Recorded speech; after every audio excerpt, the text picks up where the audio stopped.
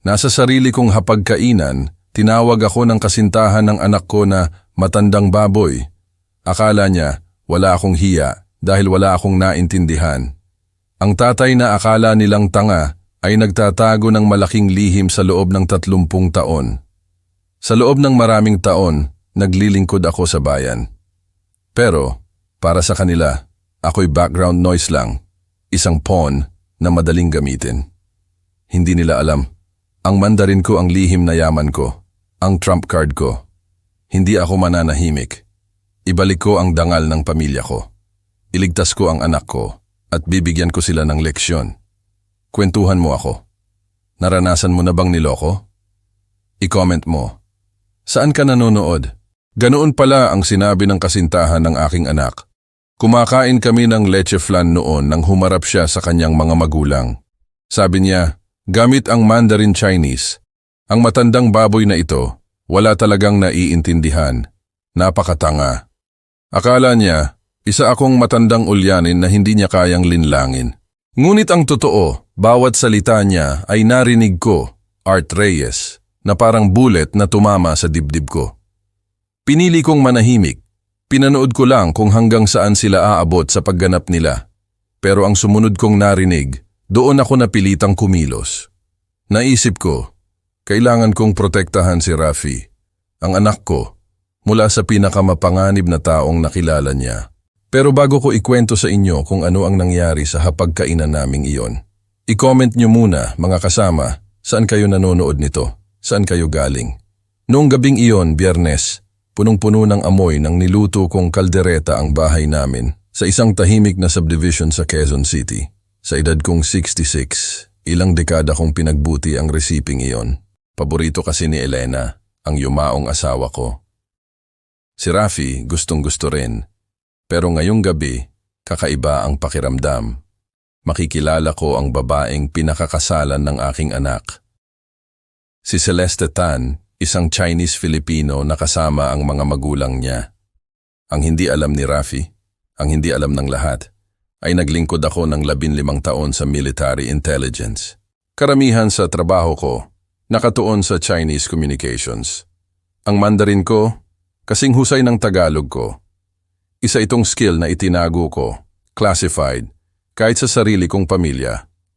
Dad, nandyan na sila. Ang saya ni Rafi ay nakakahawa nang buksan ko ang pinto para kay Celeste at sa kanyang mga magulang. Si Celeste parang modelo, polished ang dating, may ngiti na parang pinagpraktisan. Ginoong Reyes, maraming salamat po sa pag-imbita ninyo sa amin, sabi niya. May inabot siyang nakapaso na orchid. Ang ganda po ng bahay ninyo. Palaging kayo ang bukambibig ni Rafi. Idol na idol po kayo. Sa likod niya, tumango sina G. Tomas at Jing. Elizabeth Chan, pormalang galang. Naalala ko tuloy ang mga diplomatic functions noong nasa army pa ako. Arturo na lang ang itawag niyo sa akin, sabi ko. Salamat, gustong-gusto ni Elena ang mga orchid. Si Rafi halos nagliliwanag habang iginagala si Celeste sa sala. Nagtuturo po si Grace ng piano sa community center, Dad. Volunteer din siya sa animal shelter tuwing weekend. Napakabuti naman, nasabi ko, taos-puso akong humanga. Anong uri ng musika ang mas gusto mong ituro? Ay, classical po, Beethoven, Debussy. Pero gustong-gusto ko ring turuan ang mga bata ng popular songs. Para engage sila, alam nyo na. Ang hapunan, nagsimula ng maganda. Malambot ang kaldereta, tuloy-tuloy ang usapan. Tinanong ni G. Tomas ang tungkol sa electronics repair shop ko. Pinuri ni Jing Renier Elizabeth ang ginataang sitaw. Si Celeste, nakikinig ng husto sa bawat plano ni na Rafi tungkol sa kasal. Sa spring po siguro, sabi ni Rafi habang naghihiwa ng karne. Gusto ni Celeste, may mga bulaklak sa photos. Perpekto yan, anak, sabi ko. Itinaas ko ang baso ko ng wine. Para sa mga bagong simula. Pero nagbago ang lahat nung dessert. Humarap si Celeste sa mga magulang niya at lumipat sa Mandarin Chinese. Ibinaling niya ang boses niya sa akala niyang bulong. Pero ang mga tainga kong sinanay ng militar, narinig ang bawat salita. Ang narinig ko, nagpalamig sa dugo ko. Tinawag niya akong matandang baboy na walang alam. Sabi niya, mukha akong tanga at madali akong malamangan. Tapos, may tawa pang dismissive. Sabi niya sa mga magulang niya, magpatuloy lang kayo ng maayos, gawin niyo lang iyan. Ang kaswal na kalupitan sa boses niya, ang paraan ng pagsasalita niya sa kanila.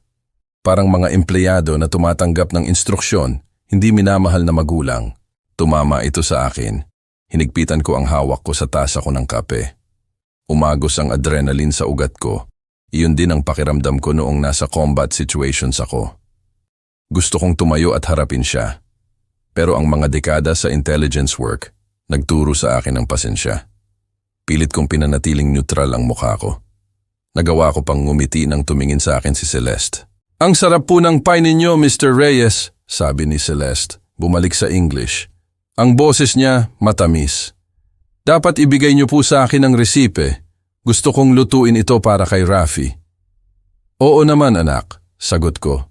Ang boses ko, matatag. Kahit na nag-aapoy ang galit sa loob, gusto rin ni Elena na ibahagi ito sa iyo. Nang patapos na ang gabi, naglaro ako ng gracious host. Nagpasalamat ako sa kanila. Tinanggap ko ang mga papuri nila. Nangako akong babalik sila agad. Ihinatid sila ni Rafi sa kotse nila. Walang kamalay-malay sa nangyari sa hapagkainan ng tatay niya. Nang bumalik siya, namumula ang mukha sa kaligayahan. Dad, salamat. Malaking bagay ito sa akin. Ramdam kong gusto mo talaga siya. Tumangulang ako at pinisil ang balikat niya. Hindi ako nagtiwala sa sarili kong magsalita. Habang pinapanood ko siyang umalis, nakatayo ako sa pinto. Ang malamig na hangin ng Oktubre nagpapalinaw sa isip ko. Akala niya, tanga ako. Wala siyang ideya na naintindihan ko ang bawat salita. Ang amoy ng lumang electronics at WD-40 ay pumuno sa workshop ko sa likod ng bahay. Humahalo ito sa hangin ng umaga ng Oktubre na pumapasok sa bukas na garage door. Kanina pa ako nagkakalikot sa vintage na radyo pero ang kamay ko gumagalaw lang. Hindi ako masyadong nakatulog. Sa tuwing ipipikit ko ang mata ko, naririnig ko ang boses ni Celeste. Matandang baboy, tanga, madaling malamangan. Ang mga salita umalingaw-ngaw sa ulo ko, parang sirang plaka. Bawat ulit, pinapainit ang apoy ng galit na pilit kong kinalma. Pero ito, ibang-iba. Ang kinabukasan ng anak ko ang nakataya. Ang tunog ng gravel sa driveway ang pumutol sa pag-iisip ko. Ang Honda ni Rafi, huminto. Pinanood ko sa bintana habang kinukuha niya ang 2 tasa ng kape. Ang anak ko, palaging maalalahanin, nagmana sa nanay niya. Magandang umaga, Dad, tawag niya. Yumuko siya sa bahagyang nakabukas na garage door. Ang mukha niya, may liwanag pa rin. Baka kailangan mo ng caffeine. Mukha kang pagod. Salamat anak. Inabot ko ang tasa. Nag-aayos lang ako ng lumang radyo. Lolo daw ni Aling Nena, gusto niyang ipaayos para sa anak niya. Umupo si Rafi sa workbench ko. Maingat na hindi ginulo ang mga nakakalat na piyesa. Nagustuhan ka raw ni Celeste noong nakaraang linggo. Sige tanong kung kailan kami pwedeng bumalik para maghapunan. Ang pagbanggit sa pangalan niya, nagpadala ng pamilyar na irritation sa akin. Pero pinanatili kong normal ang boses ko. Mukhang gusto ka niya talaga. Ganun ba? Lumawak ang ngiti niya. Dad, hindi ko pa naramdaman ito dati. Pinapabuti niya ang sarili ko, alam mo ba yon? Ang mga magulang niya ang gagaling din. Ang traditional, ang gagalang. Naalala ko tuloy si Lolo Chen sa kanto noong bata pa ako. Inilapag ko ang tasa ng kape. Maingat akong pumili ng salita.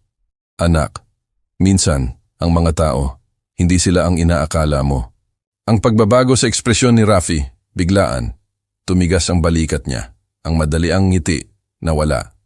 Ano ang ibig mong sabihin? Sa tingin ko lang, dahan-dahan ka lang. Mas kilalanin mo muna sila bago ka magdesisyon. Dad, hindi ka na makatwiran. Medyo matalim ang lumabas sa bibig niya. Hindi mo pa nga binibigyan ng pagkakataon. Naging polite at gracious lang siya, pero may nakita ka na agad na mali. Sinubukan ko ng ibang paraan. Hindi ito tungkol sa pagkakamali, Rafi. Tungkol ito sa pag-iingat. Sa serbisyo, natutunan naming magtiwala sa instinct namin. Ang instinct mo, tumayo siya. Halos matumba ang kape niya. O ang prejudices mo, dahil ba Chinese siya, kasi iyan ang tunog nito sa akin. Ang akusasyon, parang sampal.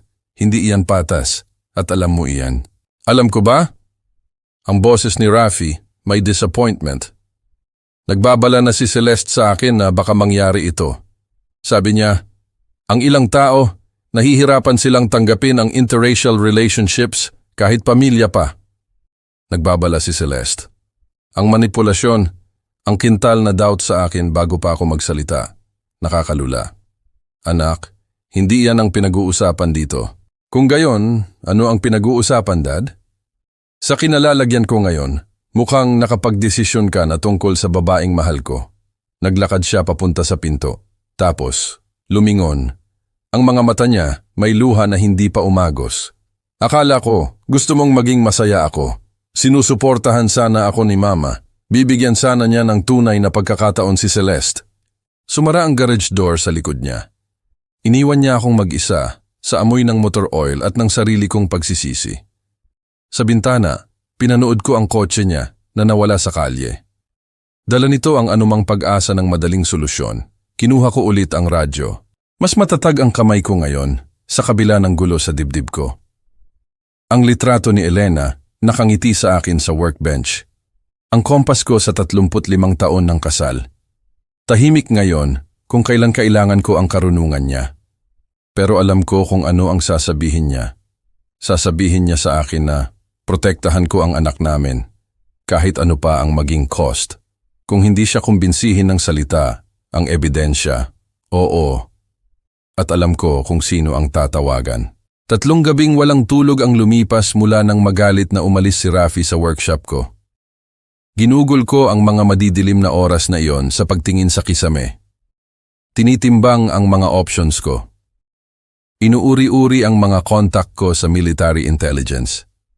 Karamihan, retired na. Pero ang ilan, nagtatrabaho pa rin sa mga posisyon ng gobyerno. Maaari silang maging kapaki-pakinabang. Si Maria Maricor Lopez ang nangunguna sa listahan. Nagsilbi kaming magkasama noong 80s. Ang trabaho namin noon, mas shoe leather kaysa computer screens. Matalino siya, ang uri ng analyst na makakakita ng patterns na hindi nakikita ng iba. Ayon sa LinkedIn, nagtatrabaho na siya ngayon sa imigrasyon. Kung may makakatulong sa akin na mag-imbestiga sa background ni Celeste Tan ng tahimik, si Maricor yon. Nasa kainan kami malapit sa opisina ng mga ahensya ng gobyerno sa Pasay.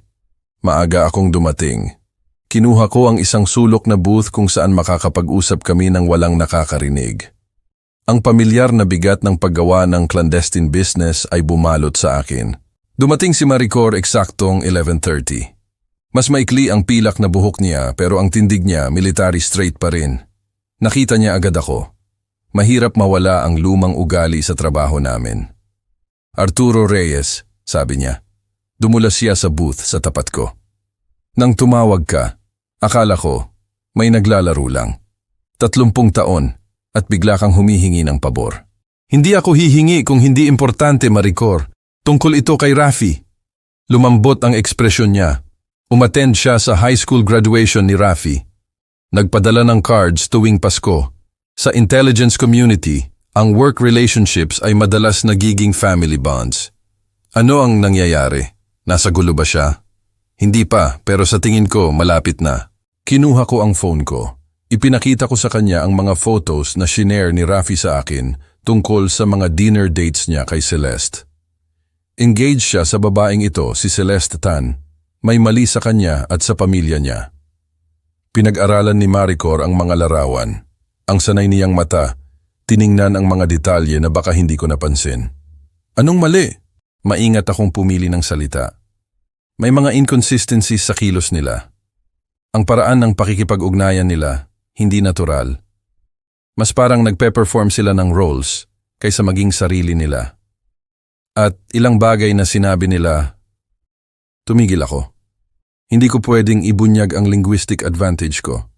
Ang instincts ko, sumisigaw na may mali. Ang instincts mo, palaging solid, sabi ni Maricor. Ibinigay niya ang phone. Ano ang kailangan mo?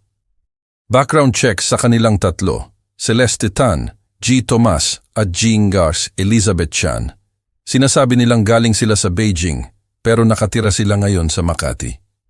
Kailangan kong malaman kung sila ba ang sinasabi nila. Tumango si Maricor ng dahan-dahan. Immigration status, employment history, family connections, ang full workup. Maaari ko silang i-run sa databases namin, i-cross-reference sa State Department records. Aabutin ito ng ilang araw para maging thorough. Inilipat ko ang isang piraso ng papel sa mesa. Nandyan ang mga pangalan, tinatayang edad, ang address na ibinigay sa akin ni Rafi. May photos ako, social media profiles. Ano mang kailangan mo pa? Mananatili ito sa pagitan natin, sabi ni Maricor. Inilagay niya sa bulsa ang papel. Kung may mahanap ako at maging legal yan, hindi mo ito narinig sa akin. Naintindihan ko. Tinitigan niya ako. Arturo, nakita kitang humawak ng mga mapanganib na sitwasyon na may yelo sa ugat. Ngayon, mukha kang taong talagang nag-aalala. Ano ang hindi mo sinasabi sa akin? Tiningnan ko siya. Na ang anak ko, mahal na mahal ang isang babae na maaaring ginagamit lang siya. At kung tama ako, sisirain siya nito. Naging seryoso ang ekspresyon ni Maricor. Sisismulan ko ang checks ngayong hapon. Bigyan mo ako ng 72 hours. Nagkamay kami sa labas ng kainan. Pinanood ko siyang mawala sa istasyon ng LRT-MRT. Sa unang pagkakataon sa loob ng ilang araw, naramdaman kong kumikilos ako. Hindi lang nagre-react. Ang sumunod na 2 araw, gumapang lang. Ibinaling ko ang sarili ko sa pag-aayos. Inayos ko ang mga radyo at telebisyon. Si Celeste, bumisita kay Rafi ng 2 beses. Pinilit kong maging magalang nang dumaan sila sa shop. Gumanap siya sa role niya ng perpekto. Ang devoted fiancé. Nagtanong tungkol sa mga family photos. Pinuri ang trabaho ko. Pero mas maingat ko na siyang pinapanood ngayon. Naghahanap ng cracks sa fasad. Nandyan sila, banayad, pero naroroon. Ang paraan na ang ngiti niya hindi umaabot sa mata niya. Kung paano niya iniiwas ang mga usapan sa mga specific details tungkol sa nakaraan niya. Ang kalidad ng mga sagot niya sa mga personal na tanong. Noong Huwebes ng gabi, nag-buzz ang phone ko. Text ni Maricor. Kailangan nating mag-usap, hindi maganda. Matatag ang kamay ko nang tawagan ko siya, pero ang puso ko, kumarera. Ang boses ni Maricor, malungkot. Arturo, tama ang hinala mo. Ang tawag ni Maricor, dumating alas 7:30 ng Biyernes ng umaga. Nagising ako mula sa unang maayos na tulog ko. Kailangan nating magkita kaagad, sabi niya. Hindi sa nakagawian nating lugar. Sa isang lugar na mas pribado. Ang urgency sa boses niya, nagpadala ng adrenaline sa sistema ko. Sa parking garage sa likod ng isang malaking hotel sa Pasay, Level 3, Northwest Corner, 20 minutes. Naghihintay siya sa tabi ng kotse niya nang dumating ako. May makapal na Manila folder sa ilalim ng braso niya. Ang mukha niya may seryosong ekspresyon. Sumakay ka, sabi niya. Kailangan nating mag-usap kung saan walang makakarinig sa atin. Binuksan ni Maricor ang folder. May mga documents at photographs doon. Arturo, tama na tama ang instincts mo. Si Celeste Tan, hindi siya ang sinasabi niya. Inabot niya sa akin ang IC database search result. Ang totoong pangalan niya ay Shu Min. Si Celeste Tan, isang fabricated identity na ginagamit niya sa loob ng 8 buwan. Ang litrato, nagpakita ng mukha na nakita ko sa hapagkainan pero ang pangalan sa ilalim ibang-iba. Paano? Identity theft? Ang totoong Celeste Tan, namatay sa car accident sa California noong nakaraang taon. Sa kung paanong paraan, nakuha ni Shu Min ang mga documents niya at ginamit ang identity niya. Ang sumunod na revelation, mas matindi. Ipinakita sa akin ni Maricor ang mga printouts mula sa website ng isang community theater. May mga litrato nina G. Tomas at Gingas Elizabeth, nakalista sa ilalim ng package na Cultural Family. Ideal para sa mga ceremonies, community events at immigration photos. Hindi niya sila magulang, sabi ko. Naramdaman kong surreal ang mga salita. Mga professional actors. Kinuntak namin sila. Inamin nila na inupahan sila ni Shu Min sa halagang 25,000 bawat isa para maging magulang niya. Ang mga engagement photos na ipinakita sa akin ni Rafi, rental studio lang yon sa San Francisco. Parehong backdrop na nakita namin sa 4 pang sample portfolios online. Ginawa na niya ito dati, Arturo. Ang huling revelation, nakakapagpabagsak. Inabot sa akin ni Maricor ang isang marriage certificate, translated mula sa Chinese. Kasal si Xiumin kay Liu Wei sa Guangzhou, China. 3 taon na. Legally valid. Hindi siya nag-divorce. Tinitigan ko ang document. Marriage fraud. Bukod pa sa immigration fraud. Identity theft. Conspiracy. Federal crime territory. Kung pakasalan niya si Rafi, maaari siyang makulong ng 10 taon at permanent deportation. At si Rafi, kung hindi siya aware, biktima siya. Pero kung iisipin ng mga authorities na complicit siya, seryoso ang ekspresyon ni Maricor. Maaari siyang makasuhan din. Inayos ko ang mga documents ng may military precision. Ang ebidensya, nagpinta ng larawan ng calculated deception na nagpalamig sa dugo ko. Ano ang susunod na hakbang natin? Opisyal, ire-report ko ito sa mga supervisor ko. Ipinapahiwatig nito ang isang mas malaking operasyon. Tumigil si Maricor. Hindi opisyal, kailangan mong protektahan si Rafi. Ilayo mo siya sa kanya bago pa ito sumabog. Hindi siya makikinig. Akala niya, may prejudice ako. Kung gayon, kailangan mo ng proof na hindi niya kayang baliwalain. Kinuha ni Maricor ang mga documents. Maaari kitang bigyan ng copies, pero kapag naging opisyal ito, mabilis ang paggalaw. Ang mga federal na prosecutor, hindi sila nagbibiro sa immigration fraud. Tinanggap ko ang folder. Ang bigat nito, parang mas mabigat kaysa sa dapat. Gaano katagal ang oras natin? Siguro 1 linggo bago maging opisyal ang investigation. Naghanda si Maricor na umalis. Inilagay niya ang kamay niya sa balikat ko. Patawad, Arturo. Alam kong hindi ito ang gusto mong mahanap. Tama siya. Ang isang bahagi ko, umaasa na mali ang hinala ko. Na si Celeste ay isang batang babae lang na may mahinang social skills o cultural differences na mali kong na-interpret. Ngunit ang ebidensya, hindi matututulan. Tiningnan ko ang mga documents na nakakalat. Napagtanto kong mas malaki ito kaysa sa inakala ko. Ang contact ni Maricor sa NBI o PNP ay mas mabilis kumilos kaysa sa inasahan ko. Pagsapit ng Lunes ng hapon, nakaupo ako sa isang sterile conference room sa Maynila. Nakaharap si Special Agent Jennifer Walsh sa isang mesang bakal na puno ng ebidensya na pinagsama-sama ni Maricor. Mas bata si Agent Walsh kaysa sa inasahan ko. Maaaring early 40s, may matatalim na mata. Nagpapaalala sa akin ng mga pinakamahusay kong intelligence officers. Ginugol niya ang 1 oras sa pagsusuri ng bawat document. Nagtanong siya ng mga pointed questions tungkol sa timeline at verification procedures. Hinoong Reyes, sabi niya. Isinara niya ang folder. Nakakamangha itong trabaho. Ang mga kaso ng immigration fraud, karaniwan, buwan ang inaabot bago makakuha ng ganitong uri ng comprehensive evidence.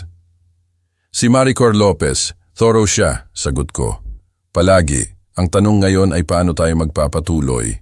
Sumandal si Walsh sa upuan niya. May sapat na tayo para arestuhin si Xiumin sa identity theft at immigration fraud charges. Pero mas gugustuhin kong bumuo ng mas matibay na kaso. Ang mga organized operations na ito karaniwan, kasama ang maraming biktima. Ano ang kailangan mo?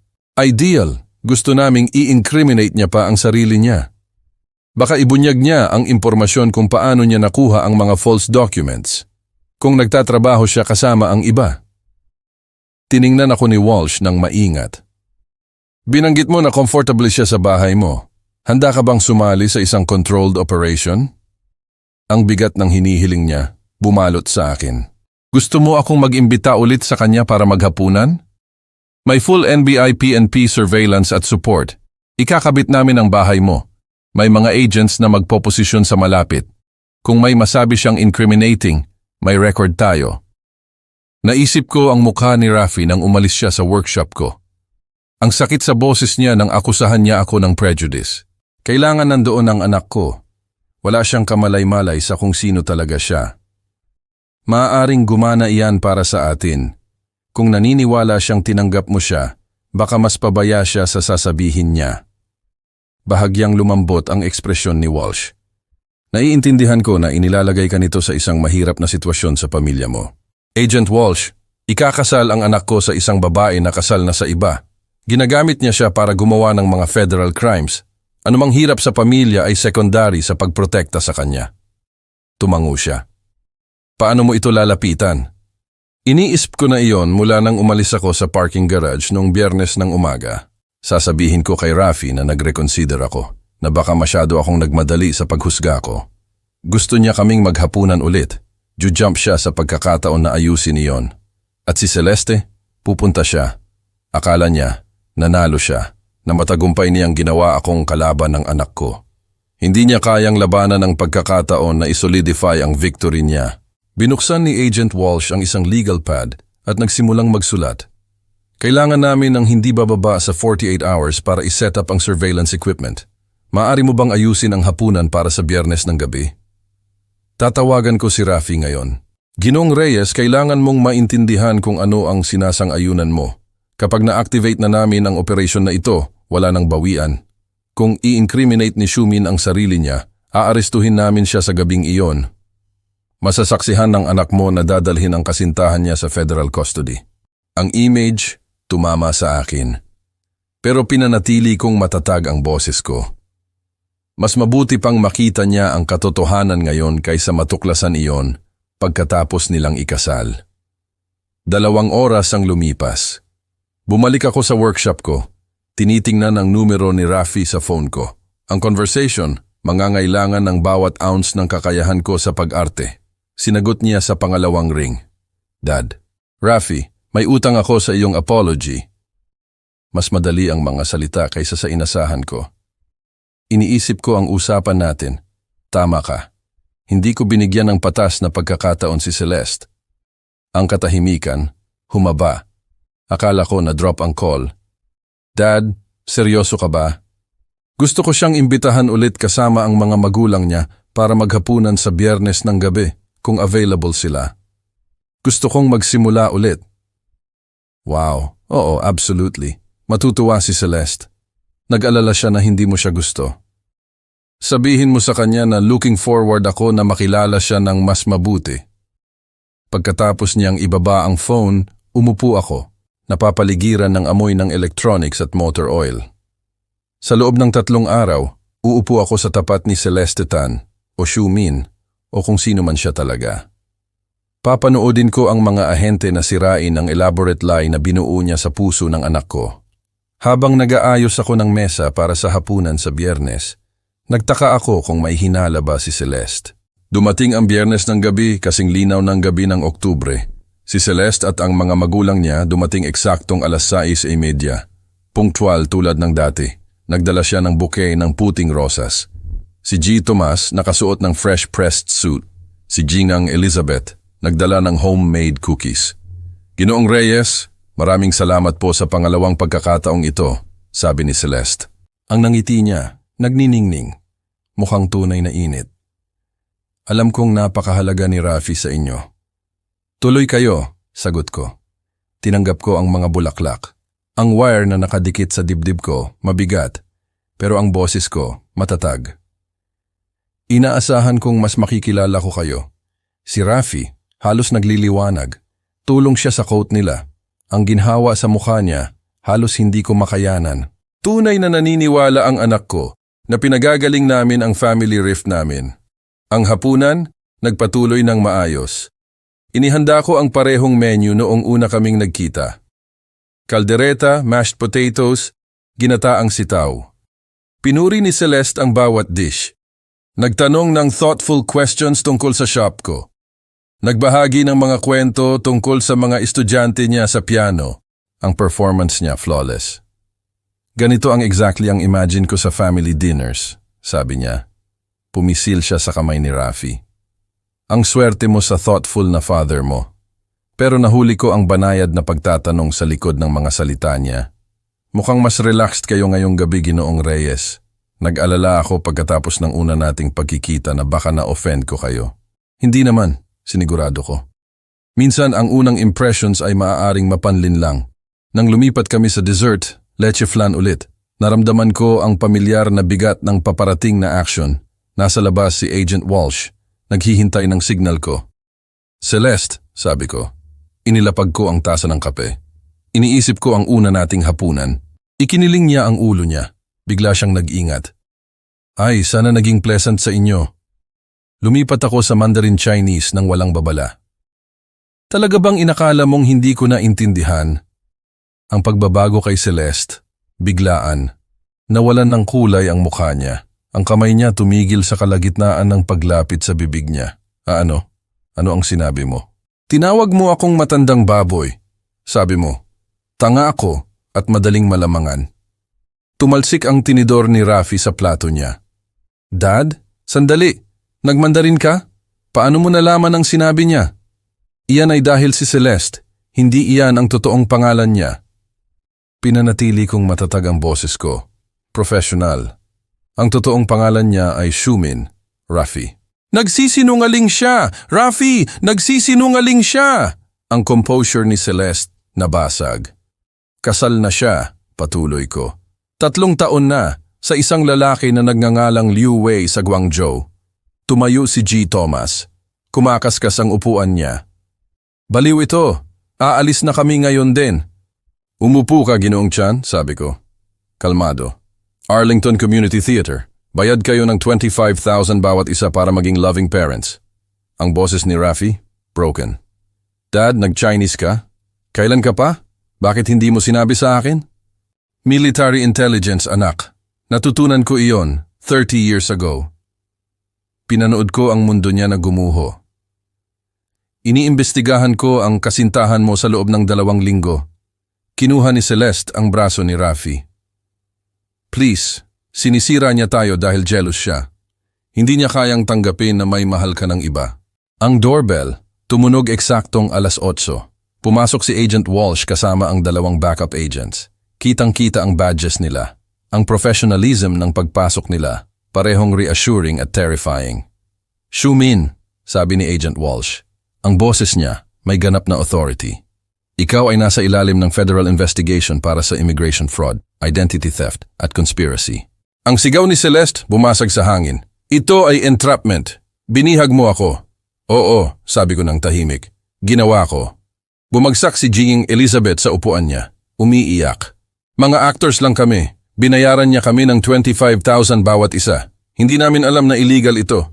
Hinarap ako ni Celeste. Ang maskara niya tuluyan ng nahulog. Akala mo nanalo ka, matanda? Sa tingin ko, protektado ko ang anak ko. Nakatulala si Rafi, tapos bumulong. Celeste, may totoo ba sa lahat?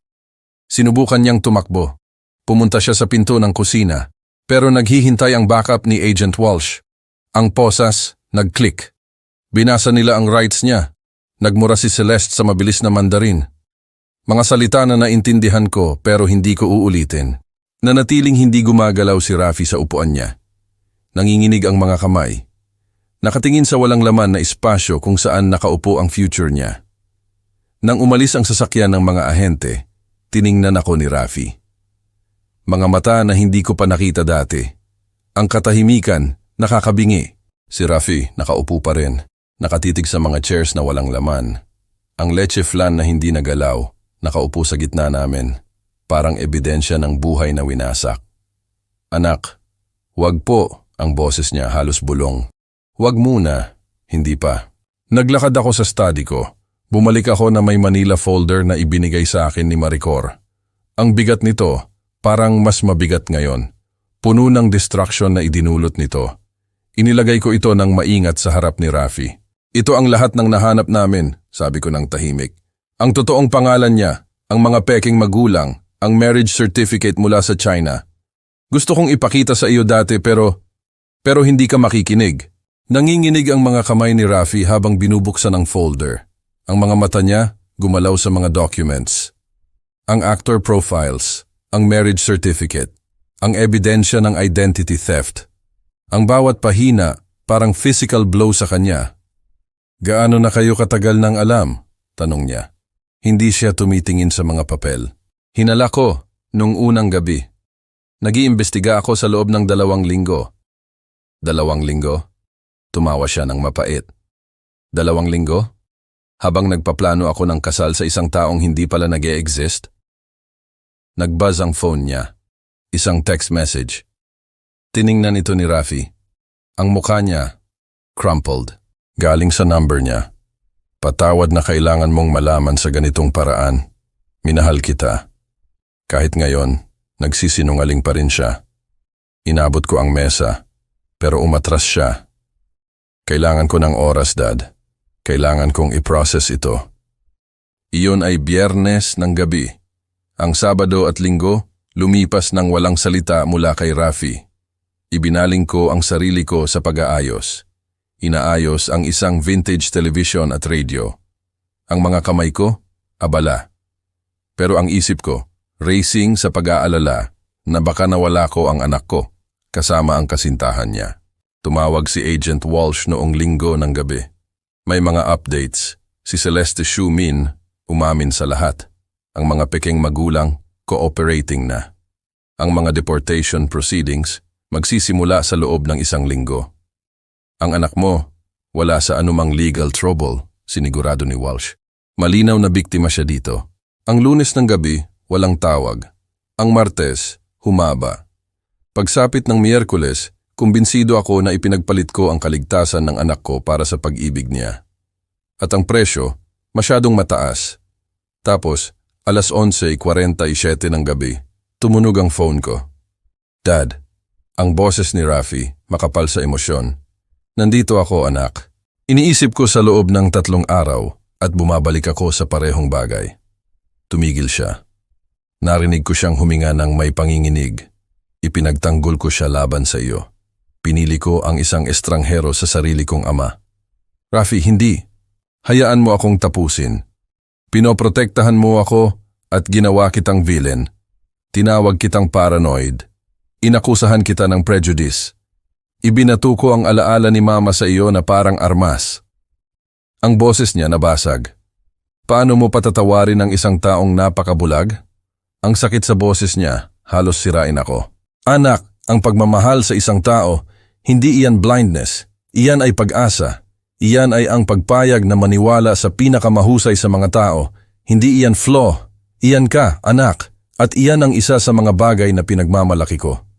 Pero dapat nakinig ako sa iyo. Siguro. Pero kung nagkamali ako, gugugulin mo ang buhay mo sa pagtataka kung binitawan mo ang kaligayahan dahil hindi makapag-let go ang matanda mong tatay.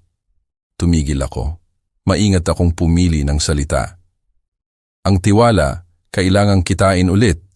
Alam ko iyan. Pero ang pag-ibig, hindi iyan nawawala dahil sa pagkakamali. Ang katahimikan, humaba sa pagitan namin. Puno ng 30 taon ng father-son history. Pwedeng pumunta ako bukas? Tanong niya. Gusto kong intindihin ang lahat. Paano mo nalaman? Ano ang naramdaman mo? Paano mo nagawang iligtas ako sa sarili ko? Siyempre, magtitimpla ako ng kape.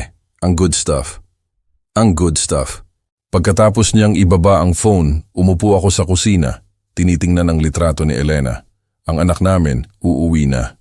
Kinabukasan, dumating si Rafi na may dalang take-out na Chinese food. Isang gesture na imposibleng mangyari 1 linggo ang nakalipas. Ikinat ang ebidensya sa hapagkainan. Iginabay ko siya sa bawat hakbang ng investigation. Nagtanong siya ng hard questions. Nagbigay ako ng honest answers. Nang matapos kami, sumandal si Rafi sa upuan niya. Tiningnan niya ako. Dad, kailangan kong magtanong sa iyo. Paano ka nanatiling kalmado sa lahat ng ito? 3 linggo ang lumipas mula noong Biyernes ng gabi. Mabilis ang paggalaw ng mga legal proceedings. Na-deport si Celeste. Ang mga peking magulang nakatanggap ng community service at malaking fines. Tumunog ang bell sa ibabaw ng shop door ko. Ang lumakong telebisyon, parehong fuzzy problem, diagnose ko. Abot na ako sa mga tools ko. Habang nagtatrabaho ako, naisip ko ang tanong ni Rafi kagabi. Paano ako nanatiling kalmado? Ang sagot, may kinalaman sa karanasan. Ang pag-alam na ang panic ay nagpapalabo ng paghuhusga. Ang clear thinking ang nagliligtas ng buhay. Pumasok si Rafi. May dalang kape at tanghalian mula sa Delhi. Ang mga pagbisita na ito, naging routine sa nakalipas na linggo. Mga ritual na nagpapaalala sa akin noong 12 years old pa siya. Kumusta ang trabaho? Tanong ko. Mabuti. Sa totoo lang, great. Tumigil siya. Iniisip ko ang sinabi mo tungkol sa pagtitiwala sa instincts. May bago kaming project manager at may mali sa kanya. parang rehearsed. Ano ang ginawa mo? Tanong ko. Nagtanong ako pa. Naghukay ng mas malalim sa mga references niya. Lumabas na ang huling 3 trabaho niya, natapos sa ilalim ng questionable circumstances. Ngumiti si Rafi. 6 na buwan ang nakalipas, binaliwala ko sana ang pakiramdam na yon. Ang pagmamalaki na naramdaman ko, overwhelming. Hindi nagiging cynical si Rafi. Nagiging matalino siya. Pumasok ang isang binata. May dalang vintage radio. Sabi nila, baka maayos mo ito. Sa lolo ko. Sinuri ko ito. Kailangan ng trabaho pero oo, baka abutin ng 1 linggo. Nag-aalangan siya. Tapos, nagtanong. Pwedeng magtanong? Gusto ng girlfriend kong lumipat na kami pero may mali. Pinupush niya at hindi ko maalis ang pakiramdam na may something akong na-miss. Nagpalitan kami ng tingin ni Rafi. Magtiwala ka sa pakiramdam na iyan, sabi ko ng gentle. Kapag may nagmamadali sa iyo sa isang malaking desisyon, tanungin mo ang sarili mo. Bakit napakahalaga ng timing sa kanila? Pagkatapos niyang umalis, umiling si Rafi. Madalas ba itong mangyari? Relationship advice sa isang electronic shop? Mas madalas kaysa sa inaakala mo. Ang ilang uri ng kaalaman galing lang sa pagdaan sa mga bagay-bagay. Nagtrabaho kaming magkasama sa susunod na oras. Tumulong si Rafi sa inventory. Nagbahagi ako ng mga kwento mula sa army ko. Mga lessons tungkol sa pagbasa sa mga tao, pagtitiwala sa mga teammates, paggawa ng mga desisyon sa ilalim ng pressure. Nang patapos na ang hapon, naghanda si Rafi na umalis. Sa pinto, lumingon siya. Dad, salamat. Hindi lang dahil iniligtas mo ako kay Celeste, pero dahil ipinakita mo sa akin kung paano protektahan ang isang tao nang hindi kinakontrol. Pagkatapos siyang umalis, nakatayo ako. Pinapanood ang tail lights niya na nawala. Ang hangin ng Oktubre, may amoy ng nasusunog na dahon at mga tunog ng mga batang naglalaro. Mga normal na tunog, mapayapang tunog. Sa loob naglakad ako sa litrato ni Elena. Ang anak natin ligtas na ngayon, sabi ko sa kanya. At mas matibay siya dahil sa dinaanan niya. Ang instincts ng isang ama hindi nagre-retire. Nakikita namin ang mga panganib na hindi nakikita ng aming mga anak at mahal namin sila ng sapat para kumilos. Minsan, ang ibig sabihin niyan, hayaan silang magkamali. At minsan ang ibig sabihin niyan, sumasali kapag masyadong mataas ang stakes. Ang trick, ang pag-alam sa pagkakaiba. Pinatay ko ang mga ilaw ng shop. Inaasahan ko na ang Sunday dinner kasama si Rafi. Sa susunod na sinubukan siyang linlangin ng isang tao, alam na niya kung ano ang hahanapin. Sa pagbabalik tanaw sa journey na ito, napagtanto ko na ang mga kwento ng pagtataksil na tulad ng sa akin, hindi lang tungkol sa pandaraya. Tungkol ito sa lakas na natagpuan namin kapag ang lahat ng inakala naming alam namin ay gumuho sa paligid namin. Itinuro sa akin ng totoong kwentong ito na ang pagmamahal ng isang ama ay hindi sinusukat sa kung gaano kami nagtitiwala, kundi sa kung gaano kalayo ang pupuntahan namin para protektahan ang pinakamahalaga. Binigyan tayo ng Diyos ng instincts sa isang kadahilanan. Kapag may mali, kapag hindi magkasya ang mga piyesa, hindi iyan paranoia. Iyan ay divine wisdom na bumubulong sa pamamagitan ng karanasan. Natutunan ko na nagtatrabaho ang Panginoon sa pamamagitan ng mga skills na nakuha namin. Ang mga taong nakilala namin. At kahit ang mga gabing walang tulog na pumipilit sa amin na kumilos. Ang pinakamahirap na lesson, minsan, ang pagprotekta sa isang tao ay nangangahulugang maging villain sa kwento nila kahit pansamantala. Kinamuhian ako ni Rafi sa loob ng ilang linggo. Pero alam ng Diyos ang hindi ko nakita noon na ang relasyon namin ay lalabas na mas matibay, binuo sa katotohanan sa halip na komportableng kasinungalingan. Ang mga kwento ng pagtataksil na ito ay nagpapaalala sa atin na ang kasamaan ay madalas na nakasuot ng magandang maskara. Ang panlilinlang ni Celeste, masterful. Pero binigyan ako ng makapangyarihan sa lahat ng kailangan ko para makita iyon.